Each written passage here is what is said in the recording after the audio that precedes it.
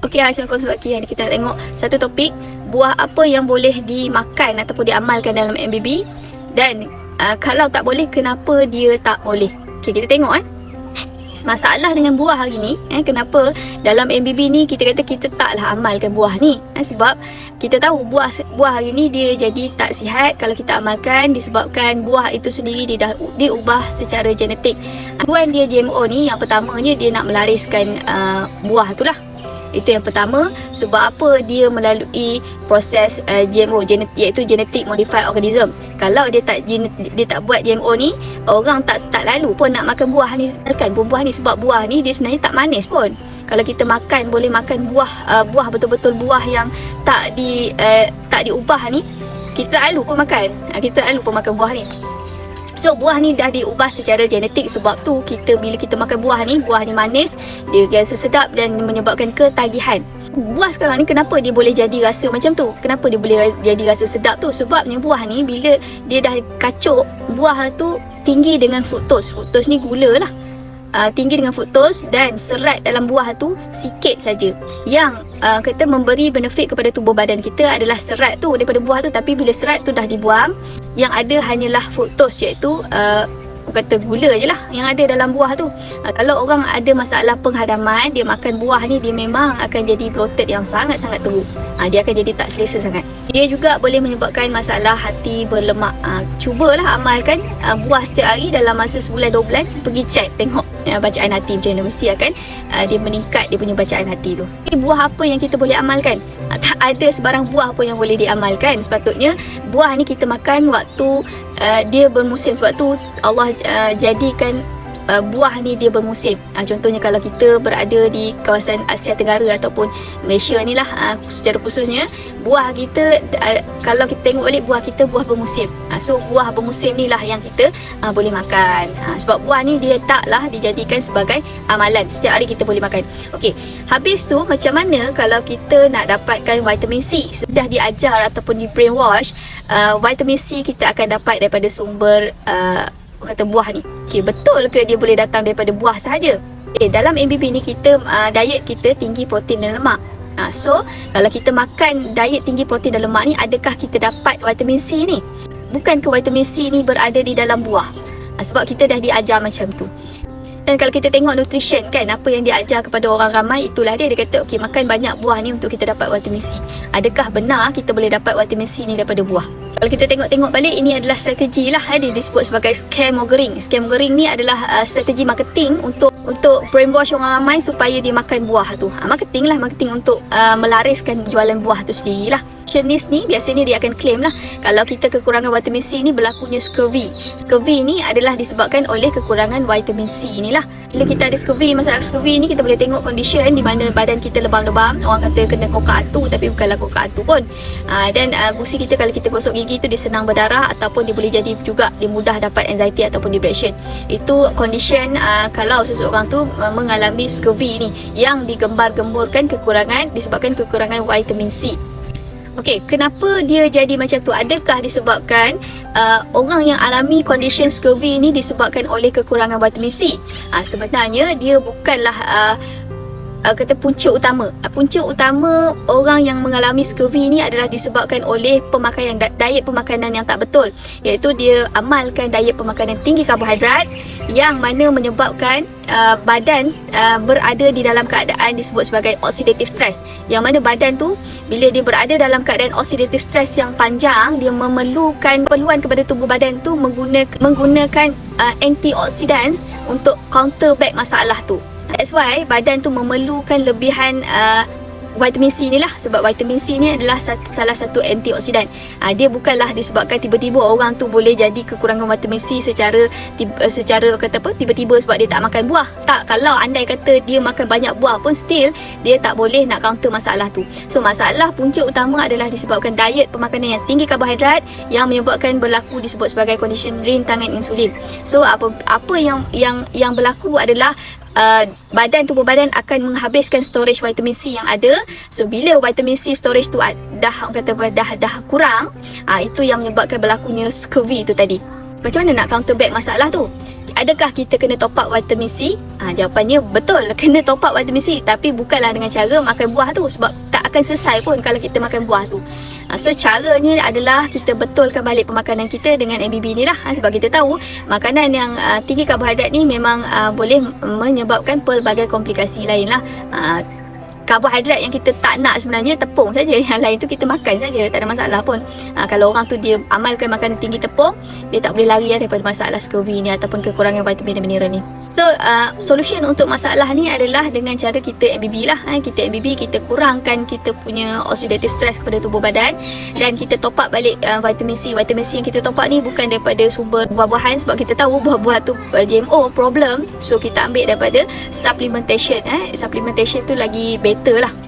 Supplementation ni bukan sebab kita nak meniaga vitamin C ni sangat, sebabnya kita nak cepat, kita nak bantu badan kita yang berada dalam keadaan oxidative stress tu. Kalau kita tak ambil supplementation ni dalam keadaan badan kita memang memerlukan vitamin ni secara cepat ni, akan berlaku pelbagai lagi komplikasi yang kita tak nak lah. That's why kita top up balik supaya storage tu mencukupi untuk kita keluar daripada stres tu. Macam vitamin mineral ni adalah bantuan kepada tubuh badan kita untuk keluar daripada chronic stress tu saja. Tapi kita bila tubuh badan kita dah okey semua, kita dah ABB cantik semua, kita tak perlu lagi lah ambil vitamin mineral ni. Kita ambil daripada makanan sebenar ni lah. Sebabnya vitamin C ni kita boleh dapat daripada makanan yang berasaskan daging. Contohnya daging merah tu pun dah boleh dapat dah vitamin C ni. So benda ni kita boleh check dengan satu kajian yang dibuktikan oleh seorang pengkaji ni, seorang penjelajah ni yang mengkaji puak Inuit. Puak Inuit ni yang berada di Alaska. Dia orang yang berada di Alaska ni, penduduk Alaska ni, dia tak ada tanah macam kita yang boleh bercucuk tanam pun. So apa yang dia orang makan? So dia orang makan daripada sumber protein dan lemak ni lah. So bila dia orang makan protein dan lemak ni, adakah dia orang ni mengalami kekurangan vitamin C ni? Dibuktikan oleh kajian ni buat oleh seorang pengkaji ni yang bernama William Stephenson ni. Dia kaji habit nutrisi puak Inuit ni selama lebih kurang 9 tahun. So dia orang ni, puak Inuit ni makan daripada sumber lemak dan protein. So dia check adakah berlaku kekurangan vitamin dan mineral ni kepada dia orang. So dia check tak ada. So dia buktikan. So macam mana dia buktikan? Dia pergi duduk sana, dia duduk dalam satu hospital tu, dia duduk selama dekat sana 1 tahun untuk dia nak buktikan puak-puak Inuit. Sebab dia orang puak Inuit ni, dia tenaga dia dapat daripada sumber lemak dan protein sahaja, dan apa yang berlaku, tenaga dia datang daripada sumber disebut sebagai ketosis. Ketosis ni bukan daripada sumber glukos lah. Kalau sebab tubuh badan kita dia boleh ambil tenaga daripada dua sumber. Yang pertama sumber daripada karbohidrat ataupun glukos, yang kedua dia boleh ambil daripada protein ataupun lemak, disebut sebagai ketosis. So orang-orang puak-puak Inuit ni dia menggunakan tenaga dia daripada ketosis ni lah, sebab dia makan daripada sumber protein dan lemak ni. So bila dia duduk sana, dia buktikan dia duduk selama 1 tahun. Apabila dia cek balik kandungan vitamin mineral, tak ada sebarang pengurangan pun yang berlaku, walaupun dia tak makan buah dan sayur ni. Kalau andai kata kita perlu ambil vitamin C ni daripada buah dan sayur, sepatutnya kajian ni dia jadi sebaliknya lah. Tapi tak berlaku macam tu pun. Bermaksud dekat sini kita taklah ada kebergantungan untuk dapatkan vitamin C tu daripada sumber sayur-sayuran ataupun buah saja. Kita boleh dapat juga daripada lemak dan daging ni. Itu yang membuktikan kenapa dalam MBB ni kita kata kita taklah amalkan buah ni. Sebabnya buah tu sendiri problem dah, GMO tu satu hal. Lepas tu orang yang ada masalah SIBO ni, dia tak boleh nak menghadam jenis fiber ni ataupun jenis serat tu, buah dan sayur ni lah. Dia ada problem. So benda ni dia nak baik balik dia makan masa. Sebab tu kita kata kita taklah amalkan, sebabnya dia akan memburukkan lagi condition seseorang tu. Sebab tu kita kata ambillah dapatkan sumber vitamin C ni daripada daging merah. So kita kata makanlah daging merah banyak-banyak supaya kita boleh dapat balik vitamin dan mineral ni. Sambil-sambil tu kalau kita nak lagi badan kita lagi sedap, boleh top up lah daripada supplementation ni, supaya kita counter oxidative stress yang kita buat daripada masalah rintangan insulin yang berlaku yang panjang ni. Sebab storage tu kita nak ambil balik, sebab badan kita dah terlampau, kita penat untuk menggunakan. Dia sama juga vitamin C sama, vitamin B sama, vitamin D sama. So kita ambil supplementation ni bukan sebab apa, sebabnya dia adalah keperluan apabila seseorang tu berada dalam keadaan stres yang panjang, supaya dia bantu balik untuk badan kita top up balik storage tu. Dia vitamin mineral ni sebenarnya badan kita dia akan simpan. Kita ambil, sepatutnya kalau orang yang ada Kalau orang tu dia sihat, penghadaman dia tip top, dia makan apa pun dia dapat vitamin mineral tu. Tapi kalau orang yang dah ada masalah isu masalah penghadaman ni, dia tak boleh nak serap zat daripada makanan tu. Sebab tu dia kena top up. Kita top up untuk kita bantu pemulihan tubuh badan kita itu berlaku. Itu saja. Dia bukan untuk kita kata sentiasa kita kena ambil suplemen ni, vitamin mineral sampai bila-bila. Tak, kita tak perlu pun kalau kita badan kita tip top, usus kita tip top dan sumber makanan kita tu baik. Tapi untuk condition kita yang ada masalah penghadaman, yang kita dah ada chronic stress, kita top up balik supaya storage vitamin dan mineral kita cukup untuk counter masalah-masalah ni. Sebab tu kalau kita orang yang stres, yang ada masalah kesihatan ni, badan dia jadi weng, jadi huara sebabnya storage vitamin dan mineral dia pun dah sampai limit dah.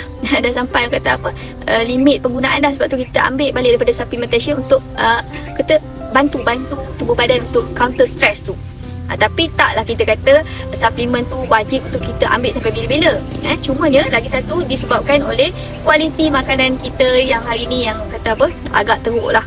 Kualiti makanan. Kalau andai kata kita dapat kualiti makanan kita yang memang tip top, tak perlu pun vitamin dan mineral pada supplementation ni. Kita ambil daripada makanan harian kita pun dah okey dah. Tapi disebabkan kualiti makanan kita hari ni dia problem. Contoh kita makan telur. Telur pun bukan telur yang macam telur ayam kampung betul-betul original. Dia dah diubah. So macam mana kita nak expect kita makan benda tu kita dapat nutrition, vitamin dan mineral yang complete? Tak mungkin lah benda tu berlaku kan. Unless kalau kita dapat sumber contohnya daripada telur ayam kampung yang betul-betul ori, ataupun kita makan daging ayam yang kata apa, daging sekarang ni dia taklah kata apa, complete. Unless kalau kita dah boleh dapat sumber ayam kampung yang betul-betul ori, yang kita tak bela kan, yang tak makan grain siapa sini, bolehlah kita dapat vitamin dan mineral yang complete untuk kita punya tubuh badan. Sebab kualiti makanan kita hari ni dah problem, sebab tu kita kena support dengan supplementation. Kalau macam mana kita nak expect kita dapat vitamin dan mineral daripada makanan ni, kita tak akan dapat lah. So bila kita tak dapat, macam mana kita nak bantu tubuh badan kita untuk fight oxidative stress yang berlaku ni? Itu saja dia penggunaan supplementation ni. Kita tengok kepada keadaan, adakah kita perlukan supplementation itu ataupun tak perlu. Kalau kita perlu, ambil lah. Tapi kalau kita kata badan kita dah okey, semua usus kita boleh serap zat, kita boleh digest serat ataupun fiber ni dengan tak ada masalah, tak perlulah ambil supplementation ni. Tapi kalau tak boleh, keperluan untuk kita top up, itu sahaja. Okay,